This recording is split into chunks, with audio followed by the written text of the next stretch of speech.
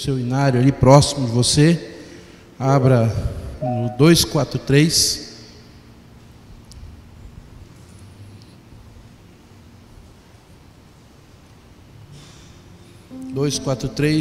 Noite de paz, noite de amor.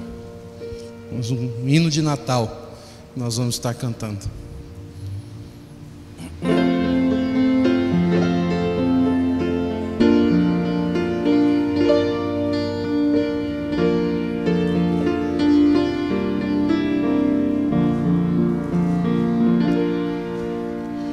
Noite de paz, noite de amor, tudo dorme em redor.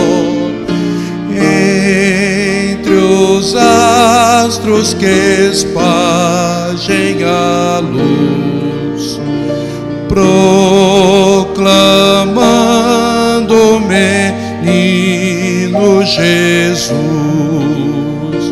brilha a estrela da paz, brilha a estrela da paz. Noite de paz, noite de amor, nas campinas ao pastor, lindos anjos mandados por Deus anunciam as novas do céu. Nasce o bom Salvador, nasce o bom Salvador.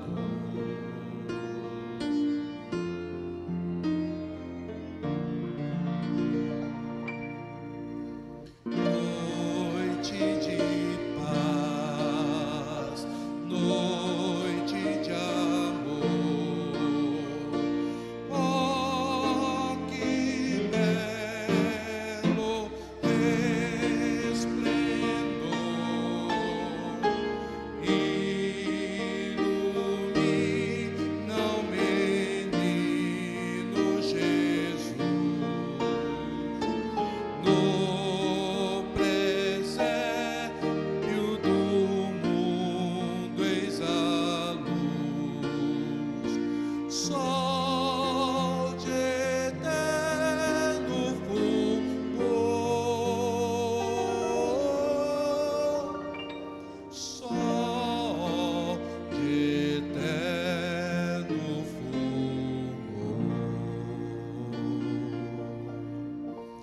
Aleluia, glória ao nome do Senhor, o Deus que se encarnou na pessoa de Cristo. Nós vamos comemorando isso já chegando no Natal, comemorando a encarnação do Verbo. É por isso que nós estamos aqui. Eu peço que você abra sua Bíblia lá em 2 Reis, capítulo 19.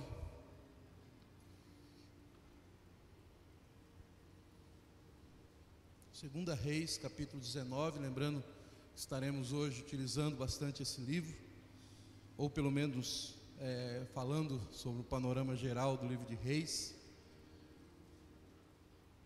19, de 14 a 19, uma leitura inicial para louvor e glória do Senhor. Vamos ler em uníssono, de 14 a 19, são apenas 5 versículos. Vamos ler todos juntos em alta voz esse belíssimo texto da palavra de Deus, que é a oração de Ezequias. Eu gosto muito das orações dos servos do Senhor, queridos. Eu gosto muito de ver o conteúdo teológico das orações dos servos de Deus. E nós vamos estar lendo essa oração de Ezequias. Vamos todos juntos? Tendo Ezequias recebido a carta das mãos dos mensageiros, leu-a, então subiu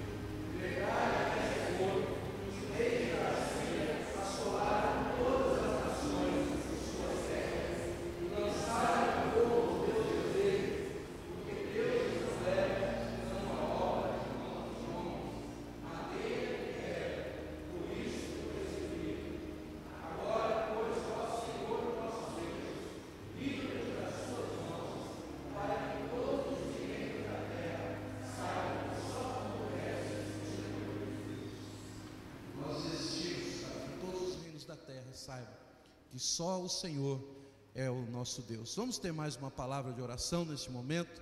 Vou pedir para que a irmã Dorcas esteja orando mais uma vez ao Senhor, e depois nós vamos estar cantando louvores ao Senhor com o nosso ministério de louvor. Vamos orar.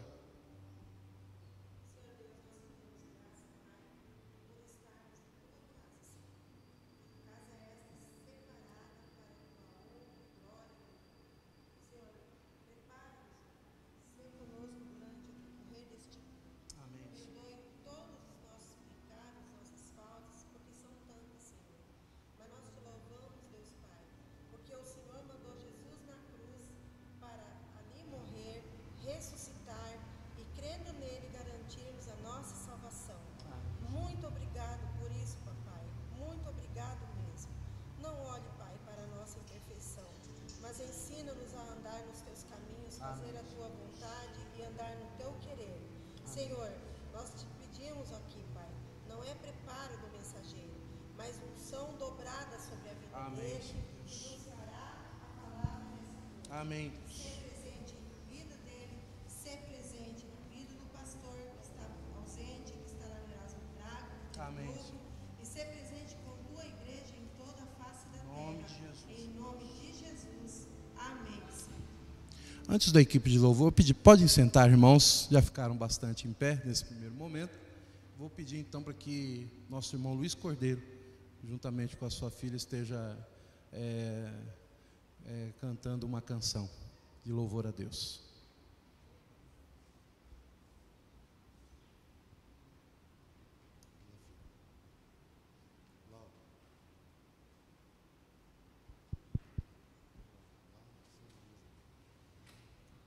Graça e paz, irmãos. Amém.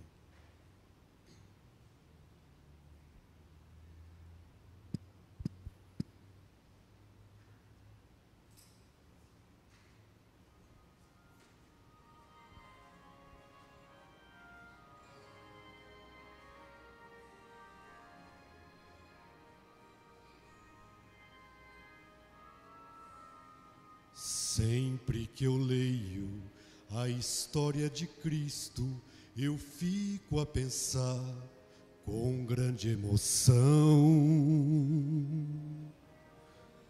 no privilégio que muitos tiveram de ver o seu rosto, sentir sua mão.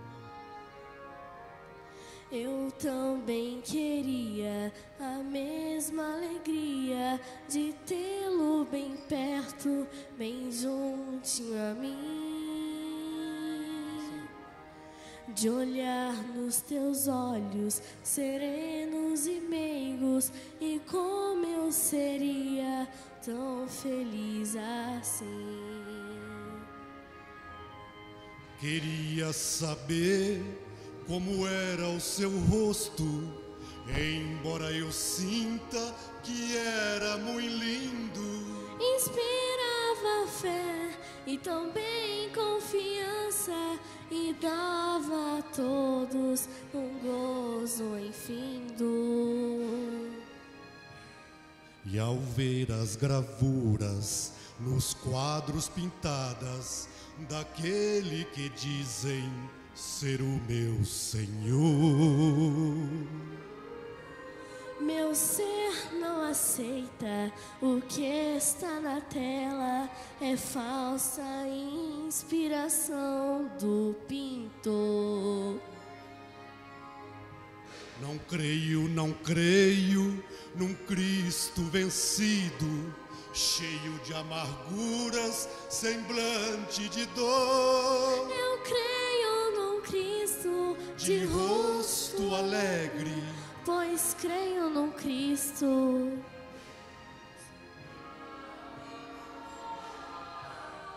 e um dia também o verei face a face, e assim eu creio pela minha fé. Oh, aleluia! verei o seu rosto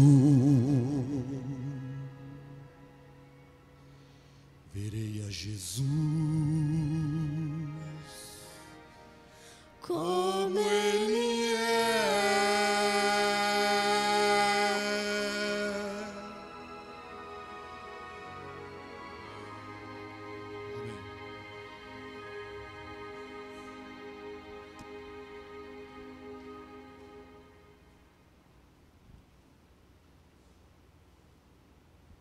Equipe de louvor, pode.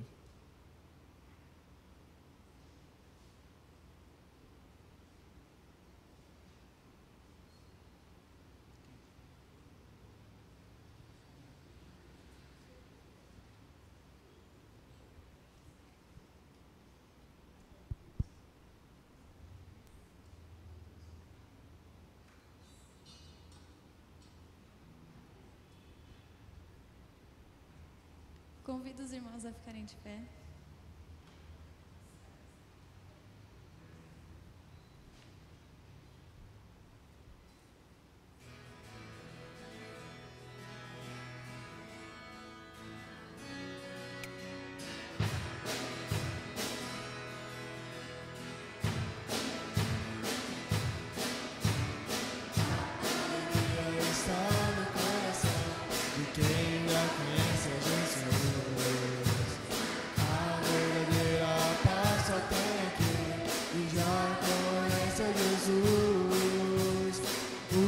Sentimento mais precioso que vem do nosso Senhor é o amor que só tem quem já conhece a Jesus.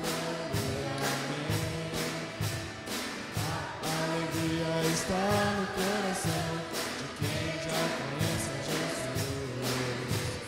A verdadeira paz só tem aqui quem já conhece a Jesus.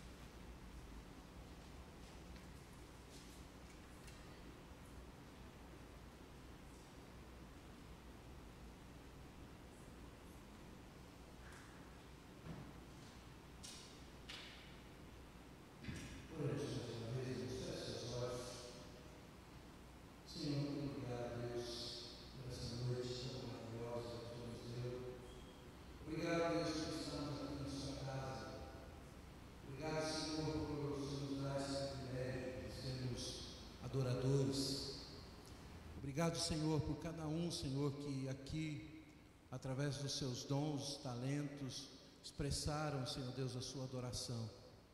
Através dos cânticos, Senhor, seja o hino, seja uma apresentação, um cântico, seja um momento de louvor dos adolescentes.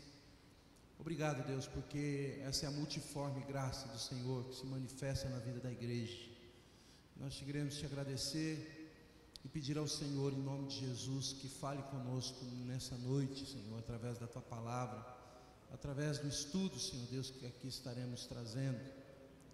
Ó Senhor, em nome de Jesus, vem, Senhor Deus, com teu Espírito Santo manifestar a tua glória no nosso meio, Senhor. Se alguém chegou aqui nessa noite, Senhor Deus, com seu coração triste, se alguém chegou aqui nessa noite prostrado, Senhor, o Senhor vem estar levantando o semblante, alegrando o coração em Ti.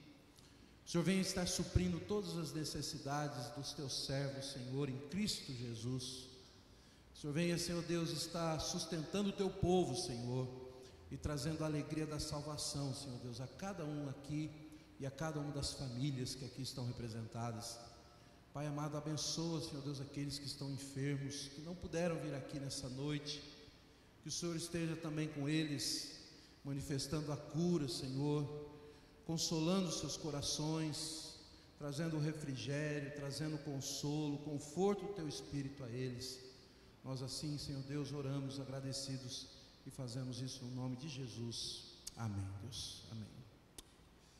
Irmãos, como nós já sabemos, o pastor Ildemar hoje está lá no Erasmo Braga, está ali fazendo uma devocional, né, pregando ali na escola. Especificamente hoje a inauguração da nova quadra de esportes, né? Uma bênção aí para os nossos filhos que estudam ali. E hoje então ele não pôde estar aqui, mas eu quero dizer que eu estou muito feliz de estar com os irmãos e agradeço a todos vocês que vieram aqui. E agradecemos também aos irmãos que se colocaram à disposição aqui também para fazer louvor, além do André, né, mas também o nosso irmão Luiz Cordeiro. Agradecemos aos adolescentes, né, que abrilhantaram ainda, trouxeram mais alegria ainda para nós, com a presença deles. Muito obrigado aí pela ajuda de vocês, a todos vocês, tá bom? Muito obrigado, que Deus abençoe grandemente a vida de vocês. Eu peço que você abra lá em 2 Reis, capítulo 17, a partir do versículo 7. Eu já peço por Fernandinho já ir preparando ali a nossa PowerPoint, Data Show, que está ali com o nome de 2 Reis, a carta de 2 Reis, já pode deixar aí. E nós vamos ler alguns textos que nós entendemos que são importantes, além dos textos-chave, uns textos que nós achamos que são importantes para entendermos um pouco mais a respeito desse livro, 2 Reis, que é o texto que é o livro que nós vamos estudar hoje. É claro que é impossível estudar uma carta como essa, como todos os livros da Bíblia, numa só aula, mas é apenas um panorama, né, que nós estamos aqui estudando. 2 Reis capítulo 17, a partir do versículo 7, diz assim, tem como título a causa do cativeiro. Eu vou ler, os irmãos acompanhem. Diz assim: tal sucedeu porque os filhos de Israel pecaram contra o Senhor Deus, seu Deus, que os fizeram subir na terra do Egito, de debaixo da mão de Faraó, rei do Egito, e temeram a outros deuses. Andaram nos estatutos das nações que o Senhor lançara de diante dos filhos de Israel, e nos costumes estabelecidos pelos reis de Israel. Os filhos de Israel fizeram contra o Senhor seu Deus o que não era reto, e edificaram para si altos e todas as suas cidades, desde as atalaias dos vigias até as cidades fortificadas. Somente até aqui nesse momento. Agora eu peço que você vá um pouco mais à frente.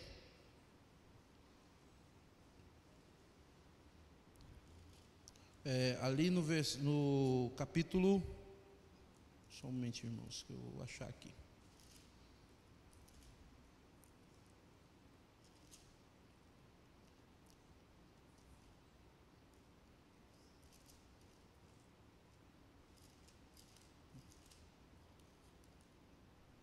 Aqui.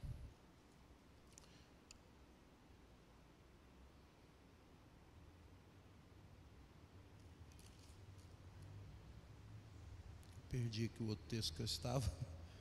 Aqui, capítulo 25. Capítulo 25.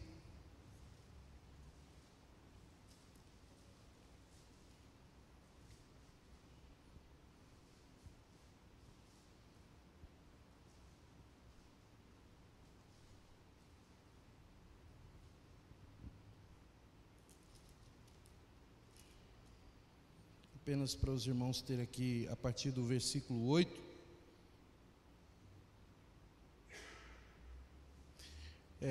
No 7º dia do 5º mês do ano 19º de Nabucodonosor, rei da Babilônia, Nebuzaradã, chefe da guarda e servidor do rei da Babilônia, veio a Jerusalém e queimou a casa do Senhor e a casa do rei, como também todas as casas de Jerusalém, e também entregou às chamas todos os edifícios importantes.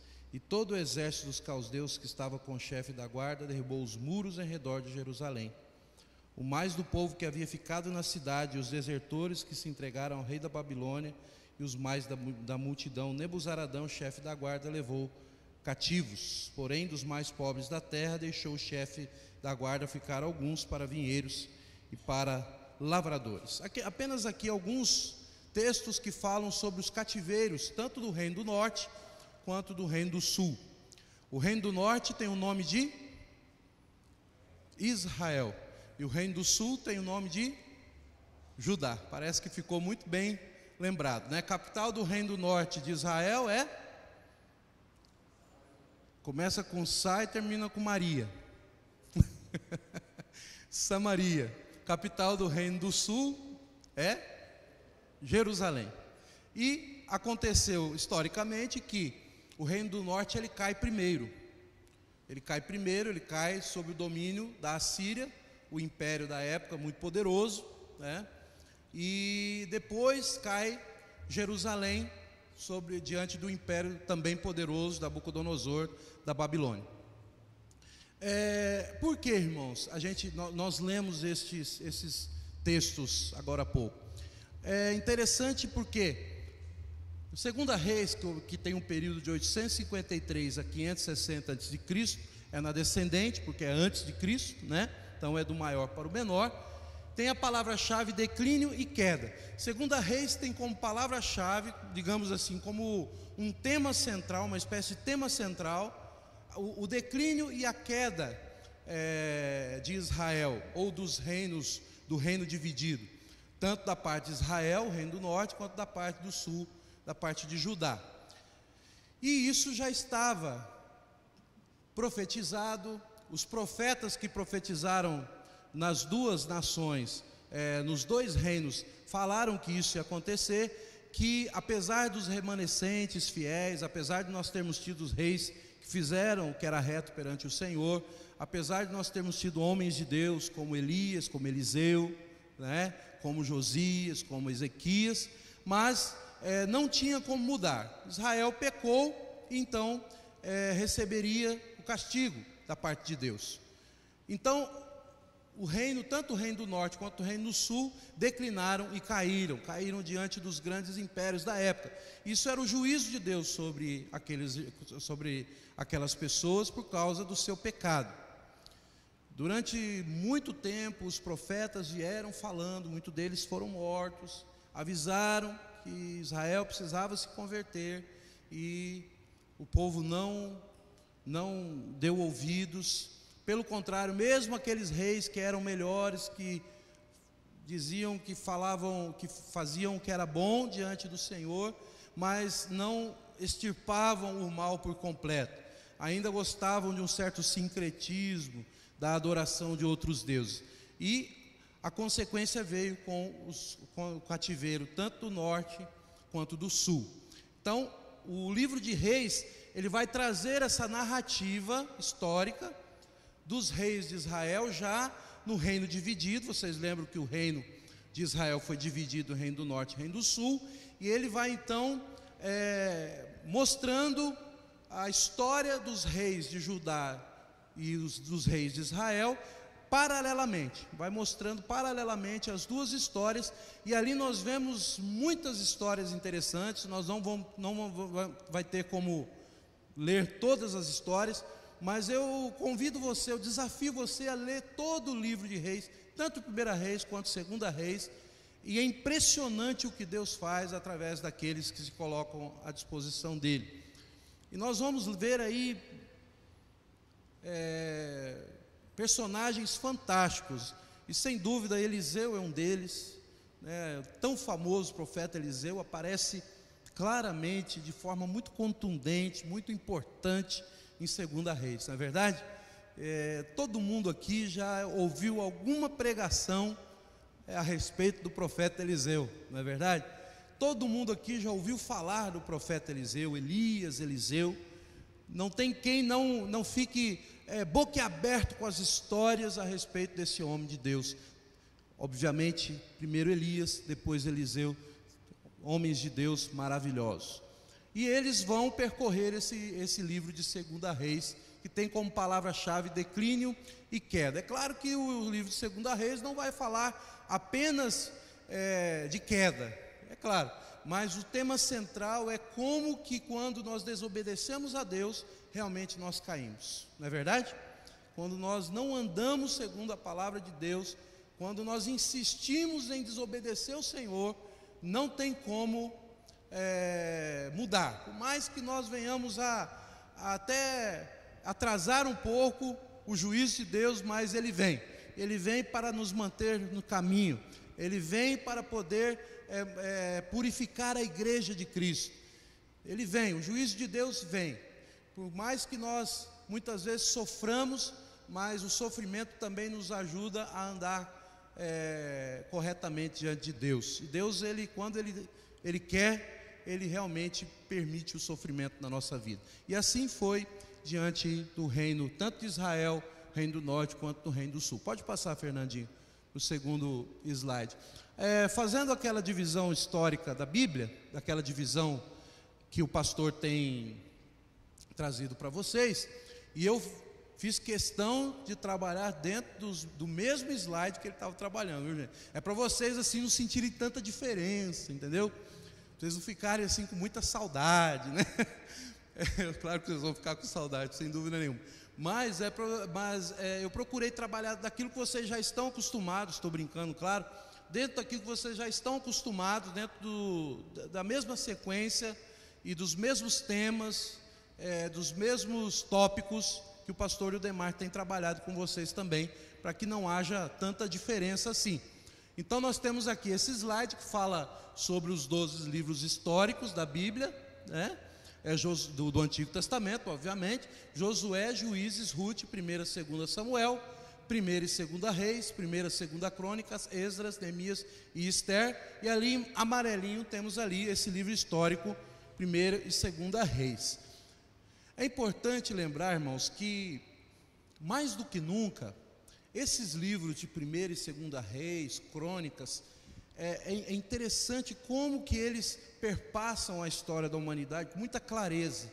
Nós vamos ver aqui nomes como, por exemplo, Nabucodonosor, Senaqueribe, Tiglat-Pileser, vários desses reis, eles existiram de verdade.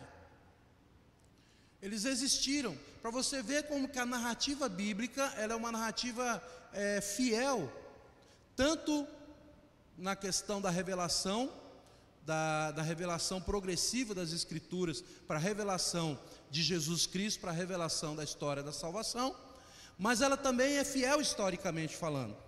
É possível que você pegue a Bíblia e você encontre camadas, textos que têm uma exatidão histórica muito grande. É muito interessante isso, como que a Bíblia ela é fiel também historicamente. Ela vai falar desses homens que existiram, e aí se você procurar os registros desses reis, você vai encontrar essas histórias que são narradas, essas batalhas. Você vai ver, por exemplo, Israel tendo muitos problemas com os sírios, por exemplo, a Síria, pelo rei Ben-Hadad da Síria, que é aquele rei que está ali na história de Naamã e de Eliseu, é o rei Ben-Hadad da Síria. E Israel está sempre em conflito com a Síria, Israel está sempre em conflito com Moabe. E todos esses países, eles existiram de verdade. Então a narrativa bíblica, a Bíblia ela não tem essa intenção de ser fiel historicamente. Ela não quer, ela não tem intenção de convencer você de que ela está correta historicamente. Mas ela também tem essa exatidão histórica. A Bíblia, o objetivo da Bíblia é convencer a mim e a você da história da salvação. É revelar Jesus Cristo para mim e para você, tá? Nós não precisamos ficar provando nada, ciência, história, através da Bíblia. Nós não precisamos. Mas é possível você encontrar dados científicos, dados históricos, fiéis na palavra de Deus, tá bom? É importante isso. E esses livros de 2 Reis, 1 e 2 Reis, eles mostram isso muito claramente. Pode passar, Fernandinho. O autor do livro é o profeta Jeremias, segundo a tradição dos rabinos, tá? A gente sempre fala segundo a tradição rabínica, segundo a tradição histórica, porque em muitos dos livros da Bíblia existem questionamentos sobre sua autoria. Mas nós não precisamos perder tempo com isso, porque o importante é o conteúdo, tá? Eu já gastei muito tempo nesse negócio de ficar descobrindo a autoria dos livros e tal, e não cheguei a lugar nenhum, né? É importante em termos de estudo, claro, é importante estudar, mas no fundo, o importante é o conteúdo do livro e entender que a tradição rabínica, ela também está correta, ela está certa, ela tem as suas motivações e ela mostra também essa exatidão. Então, irmãos, nós entendemos e confiamos, acreditamos sim que foi Jeremias quem escreveu o livro também de 2 Reis, tanto 1 Reis quanto 2 Reis. Jeremias o profeta, tá bom? Pode passar. Então a esfera de ação desse livro é de 286 anos e vai do reinado de Josafá. Você vai ver a referência ao reinado de Josafá em Judá, e Acasias em Israel. Tem ali bem no comecinho, no capítulo 1 vai falar ali de Acasias, tá? E então até o cativeiro de ambos os reinos. Então ela narra desses reis até o seu cativeiro, até a sua queda, até o seu declínio, tá? 2 Reis vai narrar isso. E aqui isso é importante. Sai de cena o profeta Elias, o grande profeta Elias, e entra aquele que recebeu sua capa, Eliseu, né? Eliseu era só o seminarista do Elias, e agora ele passa a ser o grande Eliseu, que Elias, ele é levado por uma carruagem de fogo. Vamos ler esse texto? São coisas muito importantes, interessantes da Bíblia. Vamos lá, em 2 Reis. Vamos ler lá esse texto que evidencia mesmo a passagem de comando de Elias para Eliseu. A partir do capítulo 2, você tem ali. Vamos ler de forma responsiva. Capítulo 2 de 2 Reis, perdão. Capítulo 2, a partir do versículo 1. Vamos ler, eu leio os ímpares e os irmãos os pares. Eliseu é sucessor de Elias. Quando estava o Senhor para tomar Elias ao céu por um redemoinho, Elias partiu de Gilgal em companhia de Eliseu.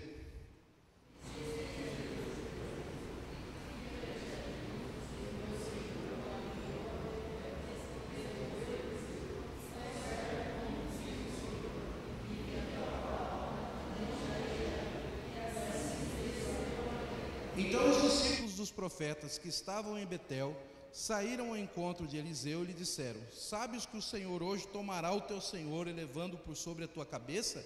Respondeu ele: também eu sei, calai-vos. Disse Elias a Eliseu: fica até aqui, o teu senhor enviou a Jericó. Porém ele disse: tão certo como vive o Senhor e vive a tua alma, não te deixarei. E assim foram a Jericó. Então os discípulos dos profetas que estavam em Jericó se chegaram a Eliseu e lhe disseram: sabes que o Senhor hoje tomará o teu senhor, elevando-o por sobre a tua cabeça? Respondeu ele: também eu sei, calai-vos. Disse depois Elias: fica aqui, porque o Senhor me enviou a Jordão. Mas ele disse: tão certo como vive o Senhor e vive a tua alma, não te deixarei. E assim ambos foram juntos. Foram 50 homens dos discípulos dos profetas e pararam a certa distância deles. Eles ambos pararam junto ao Jordão.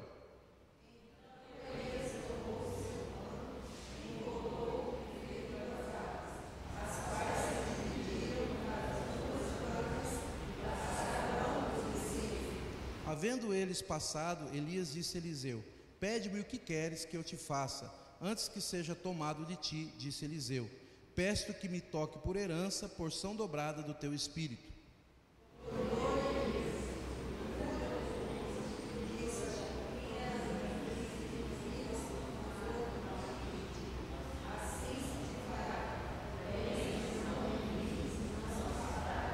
Indo eles andando e falando, eis que um carro de fogo, um cavalo de fogo, separou um do outro, e Elias subiu ao céu num redemoinho.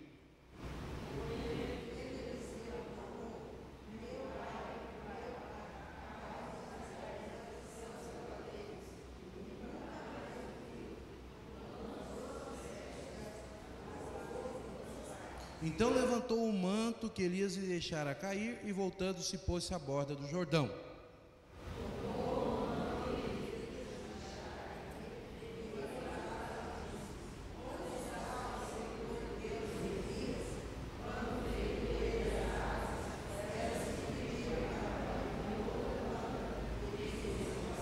Amém. Que história maravilhosa, hein, irmãos? A Bíblia tem cada história bonita, né? Você imaginou? Você está caminhando junto, está eu e o pastor Udemar assim, caminhando, os dois juntos, daqui a pouco vem uma carruagem de fogo, leva o pastor Udemar e eu fico, hein? Já pensou? Ai, irmãos, mas é mais ou menos isso que aconteceu, viu? Estava lá o pastor auxiliar andando com o titular, Deus levou o titular lá para junto dele, ele nem morreu e ficou auxiliar para continuar a jornada, irmãos.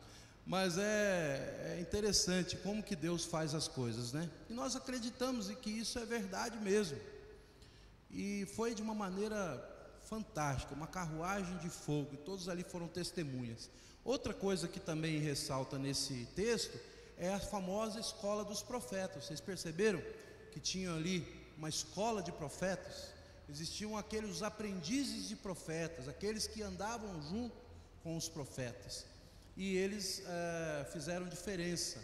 Quem sabe ali estavam muitos dos profetas que depois profetizaram, tanto em Israel, tanto no Reino do Norte, quanto no Reino do Sul, não é verdade? Então esse é um texto maravilhoso que mostra, saindo de cena, o profeta Elias, de maneira fantástica, maravilhosa, milagrosa, contundente, e entrando esse homem chamado, esse profeta Eliseu.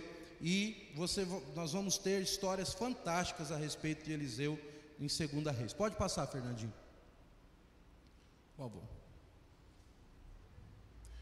O propósito do livro: apresentar a continuação da história de Judá e de Israel através de narrativas paralelas que ocorriam nos dois reinos, culminando com o fato de que ambos foram levados ao cativeiro. Na verdade, o livro traz a história da miséria gerada pela apostasia e idolatria. E apostasia e idolatria geram miséria mesmo, irmãos. E nós temos visto isso no nosso país, né? Quanta apostasia, quanta idolatria, né? Não somente a imagem de esculturas, mas a pessoas, quanta corrupção, né? Quanta coisa errada. Nós vivemos, é claro que nós vivemos também um momento em que temos visto o nosso país julgar alguns figurões também, e eles sendo condenados, esperamos que sejam mesmo e recebam ali a pena. Mas ao mesmo tempo nós vemos um atrás do outro, um escândalo atrás do outro, né? Quanta apostasia, quanta idolatria, e o que é pior, muitas vezes dentro da igreja, na igreja mesmo, né? Nós vivemos um momento muito difícil com relação não somente com relação ao cristianismo, envolvendo também o catolicismo, que não precisamos nem falar, mas também naquele meio chamado evangélico, em que desviou-se muito o evangelho. Nem toda igreja chamada evangélica é realmente do evangelho, prega realmente o evangelho. Nós temos visto isso, muita idolatria, muito personalismo, não é verdade? Aquelas coisas a igreja do fulano de tal, a pessoa do pregador sendo exaltada e sendo adorada como se fosse o próprio Deus, e muitos até se denominando apóstolos, né? Então a miséria, e isso tudo gera muito sofrimento, gera divisões na igreja, gera pessoas tristes, depressivas, porque as pessoas vão até o lugar onde elas entendem que vão ouvir a palavra de Deus, mas elas não ouvem o Evangelho. Elas podem sair até satisfeitas materialmente, satisfeitas emocionalmente, mas não ouvem o Evangelho que salva, o verdadeiro, que traz paz ao coração em muitos lugares. E isso é uma verdade. E aí um abismo chama o outro abismo. Por isso, irmãos, que nós como igreja sempre devemos ser fiéis ao Evangelho e à palavra de Deus, porque senão podemos cair na mesma miséria, na mesma tristeza e no mesmo cativeiro que esses reis. Então você vai ver as histórias paralelas dos reis de Israel sendo contada no livro de 2 Reis. São vários reis, muitos deles fizeram o que era bom perante o Senhor, outros fizeram mal, né, que era mal perante o Senhor. Do lado de Judá você tem pelo menos dos 20, né, você tem 8 que fizeram o que era bom perante o Senhor, mas dos lados de Israel você não tem praticamente nenhum que fez o que era reto diante. Do lado do reino do norte, realmente muita apostasia, muita idolatria, né? E o juízo veio primeiro, eles caindo 136 anos antes de Judá, cai o reino do norte. Pode passar, Fernandinho.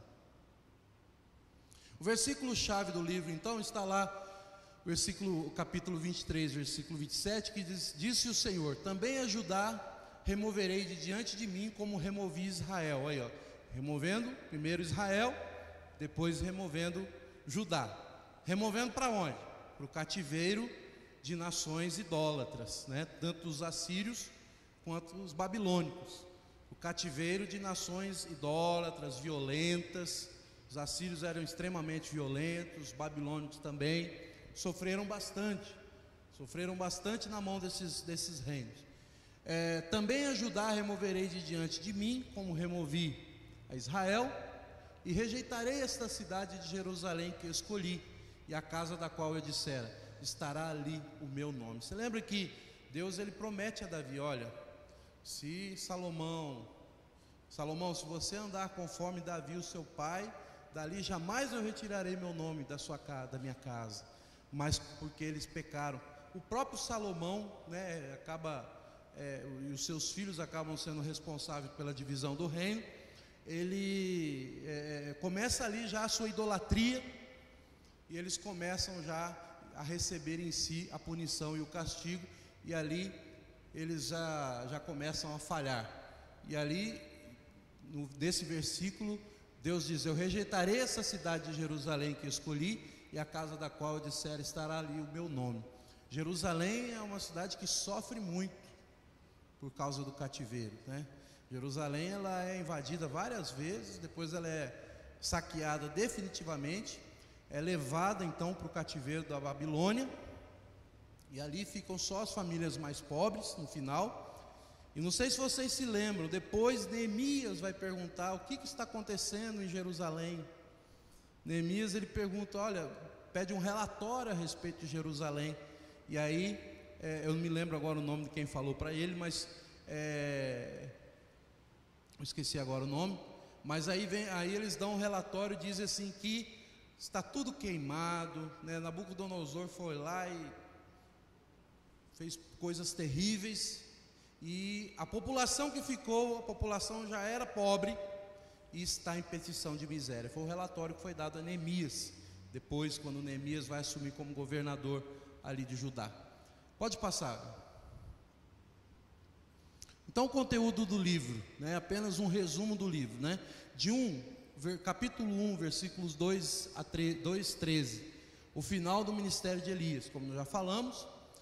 Depois Eliseu assume, do capítulo 13 até o 17:41 tem o declínio e queda do reino do norte de Israel, que nós lemos ali. E depois do 18 ao 25 o declínio e queda do reino do sul, o reino de Judá, pela Babilônia. Alguém quer falar alguma coisa, irmãos? Quer fazer um comentário, pergunta até aqui? Está tudo bem? Está tudo entendendo tudinho, né? Tranquilo. Vamos passar. Aqui eu fiz questão, o pastor já tinha colocado isso aqui na semana passada, e eu fiz questão de deixar também. Infelizmente eu não tenho aquela canetinha do Gustavo, né, que aponta ali, mas você vai ver ali, ó. Você começa com Roboão, Abias e Asa, e você tem ali Josafá. Segunda Reis começa ali com Josafá, no reino de Judá, e com Acasias, ali depois de Acabe, lá embaixo, Acasias, no reino de Israel. Só para lembrar vocês, olha ali a quantidade do rei de Judá. Você tem ali vários, assim, né? Fez o que era? O que é assim? Fez o que era? Bom, que era reto, né? Fez o que era reto. Ó, parabéns para você, né? E tem uns que fez o que era mal, né? Pois não, Samuel, pois não.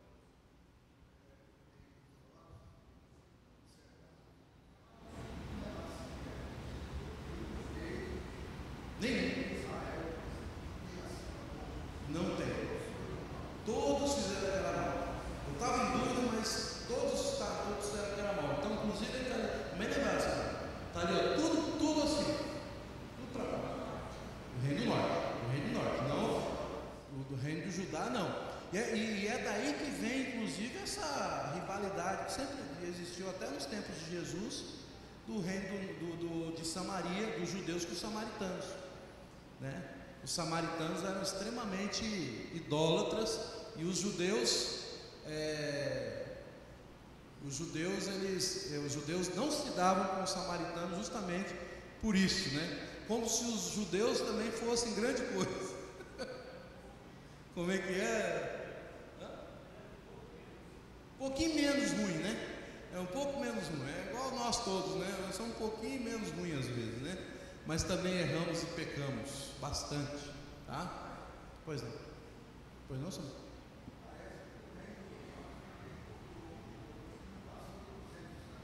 Sim, eu não tenho essa informação exatamente agora, mas eu sei que ele durou 136 anos menos do que o reino de Judá, né? 136 anos, tá? Eu não sei exatamente quantos anos, mas é nessa faixa aí de 200 anos mesmo, tá? Mas o reino do norte realmente você só vê lá mãozinha para baixo, né? Mãozinha, pode passar, Fernandinho, por favor. Apenas com relação ao contexto histórico, para a gente ter uma ideia mais ou menos a respeito desses cativeiros, tá? Por que é importante nós entendermos a questão do cativeiro? Por que vocês acham que é importante nós entendermos a historicidade do cativeiro da Babilônia, do cativeiro assírio? Qual a opinião de vocês sobre isso? Por que nós precisamos saber a respeito disso?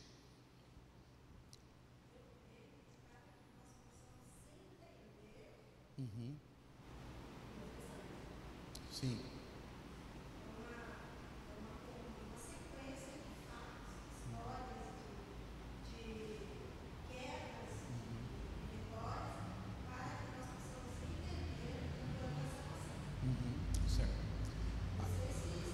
Está correto. Não, está correto. A Dorcas está falando aqui que é para que nós entendamos um pouco mais o plano da salvação, ou seja, a cristologia, né, da palavra de Deus. Tem tudo a ver. Por quê? Porque os profetas que profetizaram, tanto os 12 profetas menores quanto os maiores, eles falaram muito a respeito do cativeiro. Eles falaram muito a respeito do juízo. E bem nessa época aqui dos reis, muitos profetas, tanto Jeremias, Oséias, são contemporâneos dessa história dos reis de Israel aqui. Eles profetizaram nessa época. Oséias, Amós, Obadias, tanto no reino do sul quanto no reino do norte. Eu até esqueci de colocar para vocês aqui onde profetizaram os profetas, tanto maiores quanto menores. Seria interessante vocês saberem.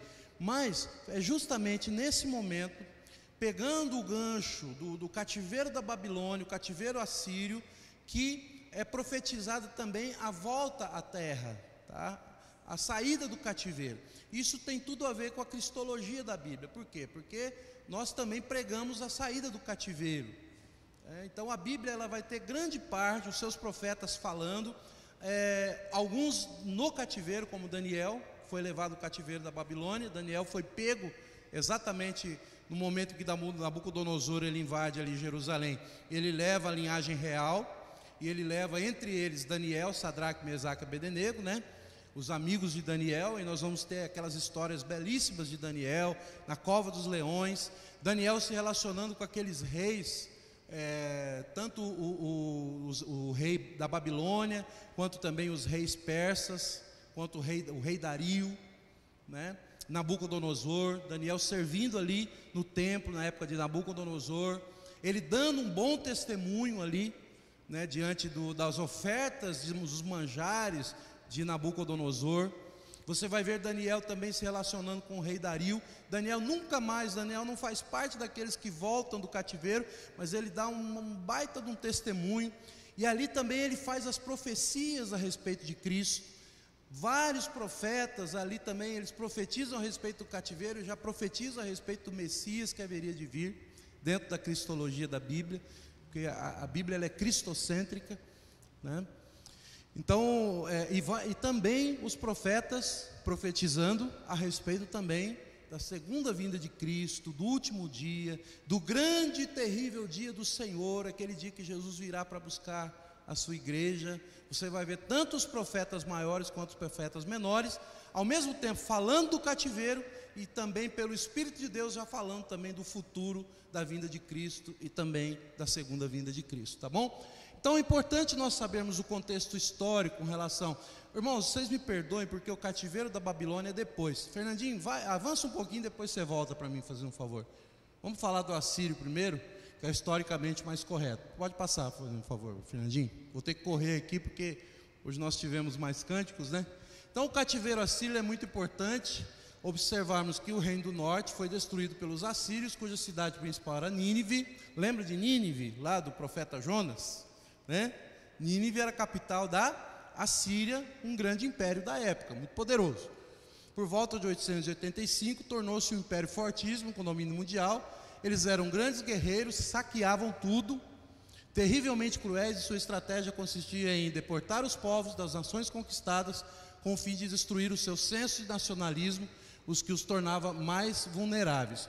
Ou seja, eles saqueavam e eles levavam para fora da terra, para fora da pátria, justamente para que eles perdessem a sua ligação com a terra deles, né? Falando a respeito da Babilônia, vocês lembram daquele salmo? Às margens dos rios da Babilônia, nós nos assentávamos e chorávamos, e eles pediam para que nós tocássemos as nossas harpas, né? E nós pendurávamos as nossas harpas nos salgueiros, e ele diz, como eu vou cantar cânticos de Jerusalém? Como é que eu vou fazer isso se eu estou longe da minha pátria? Jerusalém, minha maior alegria, né? Aí depois vem aquela oração imprecatória, tomara que os filhos deles dessem com a cabeça na pedra, e papapá, né? Que é terrível. Mas perdendo o senso do nacionalismo, irmão, isso é terrível, é um juízo terrível de Deus. Vamos continuar. Agora pode voltar lá na Babilônia, viu? Tem mais informações. O reino do sul Judá foi destruído 136 anos depois pelos babilônios, cuja cidade principal era a cidade da Babilônia.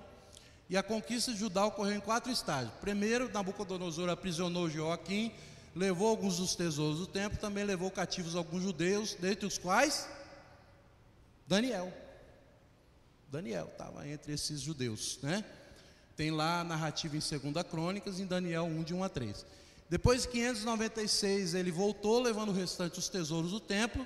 O rei Joaquim e cerca de 10.000 pessoas, aí foi só a nata da sociedade, né? Aqueles mais ricos, né? Aqueles mais poderosos, mais importantes, tá? Porque eles justamente queriam levar essas pessoas para mostrar realmente o poderio deles, e para saquear também, né? Pois não, Milson?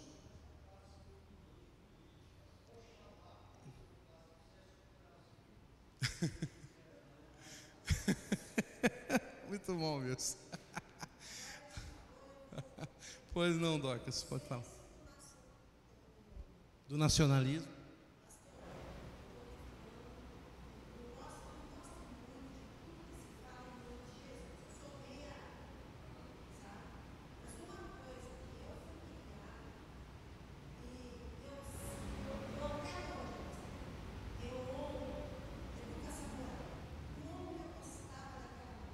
moral e cívica, né? Estudos sociais.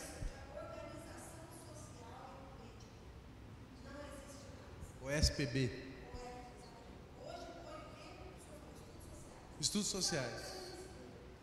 Não, mas hoje não é mais nem estudos sociais. Estudos sociais é na minha época.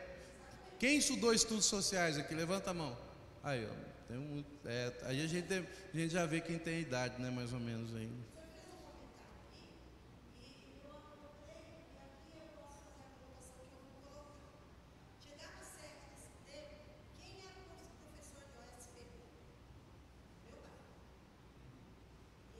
Pastor Rubens.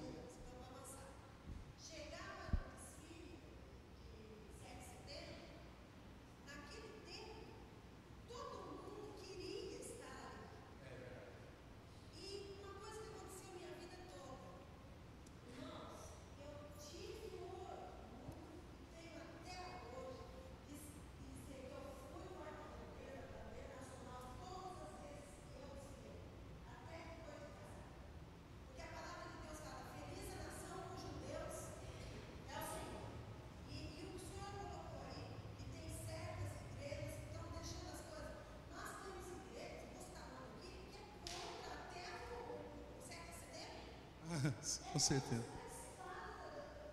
Acho que é coisa do mundo.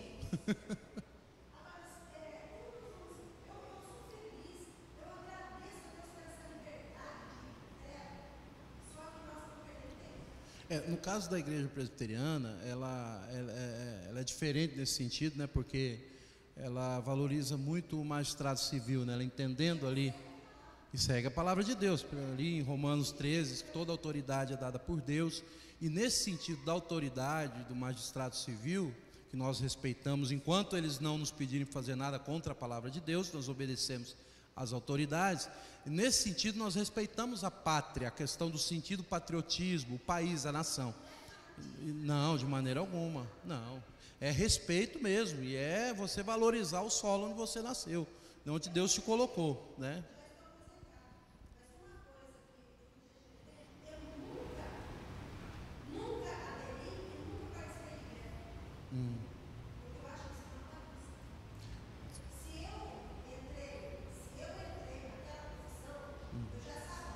Certo. Só um pouquinho mais. Pois não. Só um pouquinho. Não, pode continuar falando, pode continuar. Só terminando. Tá certo. Seu Samuel, pois não?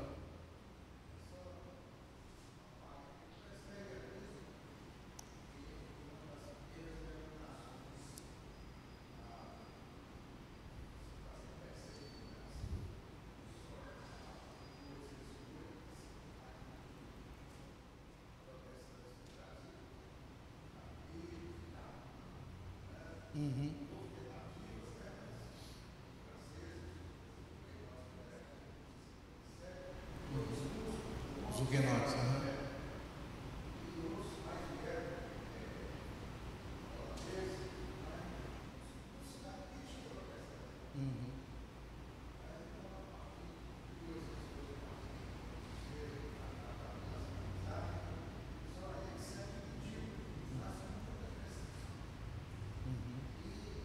O protestantismo, né?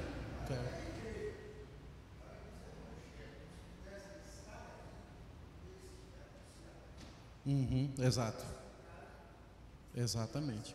O que mostra o quanto nós devemos ter esse senso de nacionalismo, porque tivemos que nos adequar, né, com relação à pátria, né?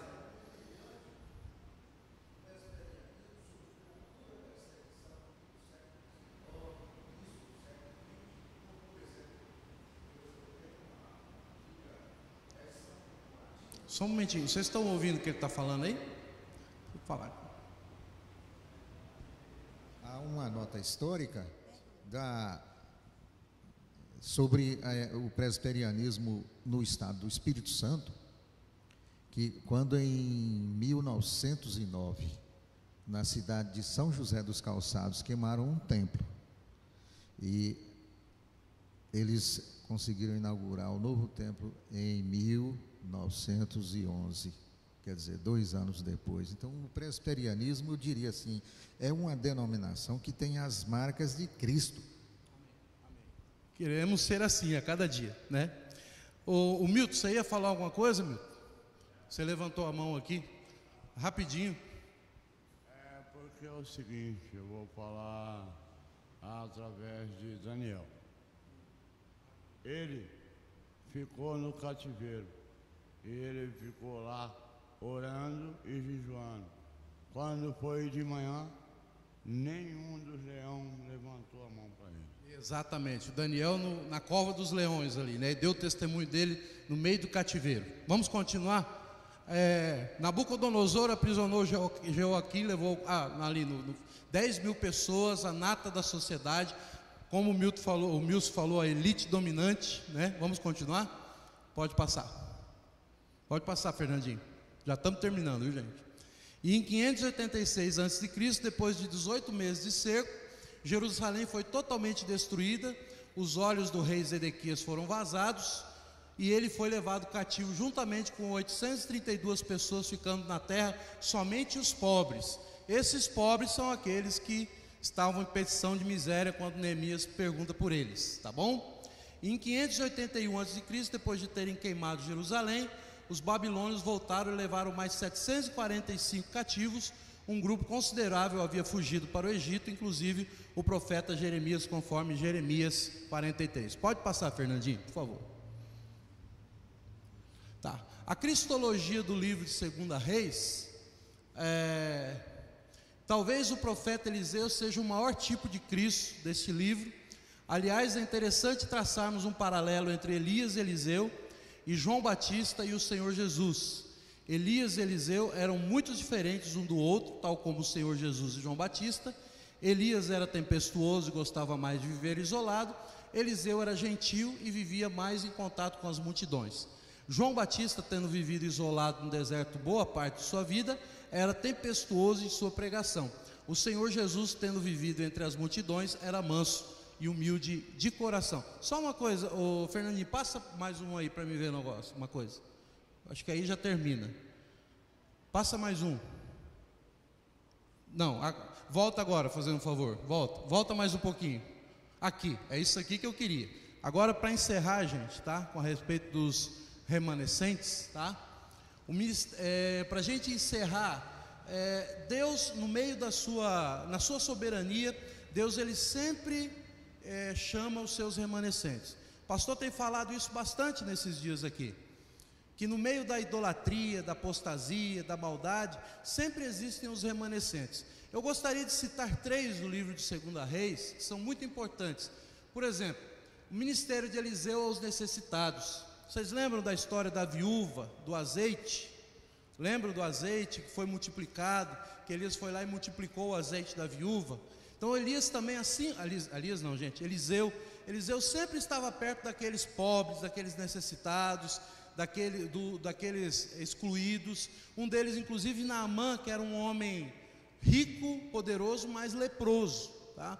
Assim como Jesus, olha como Eliseu, ele tem essa característica cristológica, né, de Jesus. Ele sempre estava próximo daqueles que mais precisavam. A sunamita, lembra da mulher sunamita que Eliseu foi lá e curou o filho dela, deitou em cima do filho dela e ele foi curado. Os 100 homens que foram alimentados por pães, olha aí, a cristologia do livro novamente. Os 100 homens foram alimentados os pães foram multiplicados, tá? Isso tudo está ali na história de Eliseu, a partir ali do capítulo 4 e 5, tá? E lembram de Naamã, quando a menininha fala assim, tem um profeta lá que pode curar você. E ele vai lá e encontra o profeta fala para ele banhar 7 vezes lá no Rio Jordão, ele acha que não, fica meio assim, acha que é grande coisa, não, mas ele deveria ter falado alguma coisa, vindo aqui falar comigo, uma banda me receber, né? Mas não, né? Aí o moço dele fala assim, mas se ele te pedisse alguma coisa difícil, você não faria? Vai lá e banha lá no Jordão 7 vezes, rapaz, você vai ser curado. Foi lá, foi curado. Naamã, ele era rico, poderoso, mas era pobre, era leproso no sentido espiritual. Então, nesse sentido, Eliseu é muito cristológico, cristocêntrico. E também Ezequias, que ele se apegou ao Senhor, nós vamos ver lá o rei Ezequias também restaurando ali o culto ao Senhor, se esforçando para restaurar o culto ao Senhor, e Josias, a renovação da aliança. O rei Josias, queridos, ele tem muito no sentido de reformador mesmo. A gente cita muito o rei Josias quando a gente vai falar da reforma protestante. Por quê? Porque foi no reinado de Josias que se achou o livro da lei dentro lá da casa do Senhor, né? E a reforma protestante, ela veio trazer as escrituras de volta para a mão do povo, a Bíblia para a mão do povo. Josias, ele mandou exterminar tudo quanto era idolatria. Os outros que fizeram o que era bom perante o Senhor, mandavam apenas metade ou parte. Não, Josias mandou exterminar tudo quanto era idolatria, matar tudo quanto era sacerdote a Baal, e limpou mesmo tudo. Josias mandou limpar tudo que tinha ali, e ele foi chamado, ele restaurou mesmo o culto a Deus, ele reformou, assim como na época da reforma existia tanta idolatria, tanta mediunidade, tanta indulgência, e Martim Lutero foi lá e trouxe a escritura para a mão do povo, né? Sola a escritura. Também Josias, ele achou o livro da lei e restaurou o culto a Israel. E Ezequias, lá 18, de 1 a 6, se apegou ao Senhor. Vamos encerrar com esse texto, 18, 2 Reis 18, de 1 a 6, para a gente ver que sempre tem um remanescente fiel. 2 Reis 18, de 1 a 6, para nós vermos aqui esse texto a respeito de Ezequias, de Judá.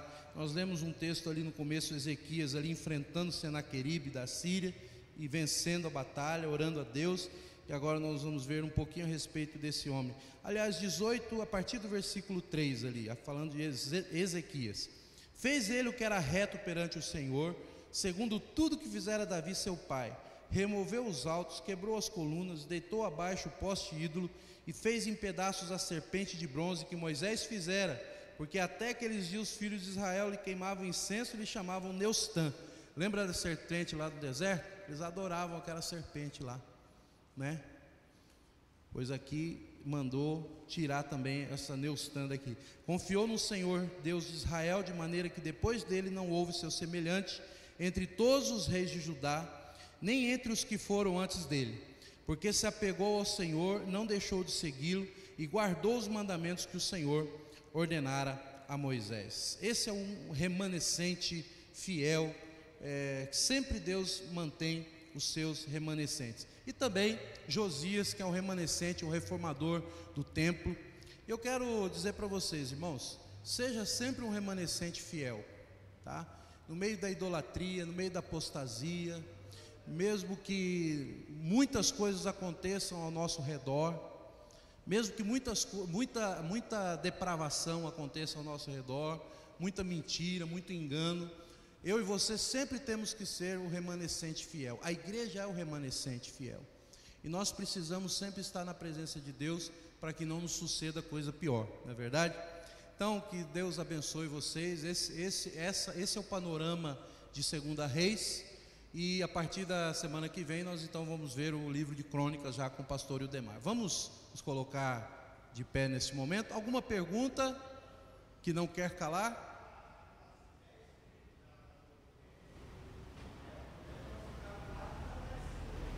Praticamente, elas quase desapareceram. Elas foram quase que exterminadas.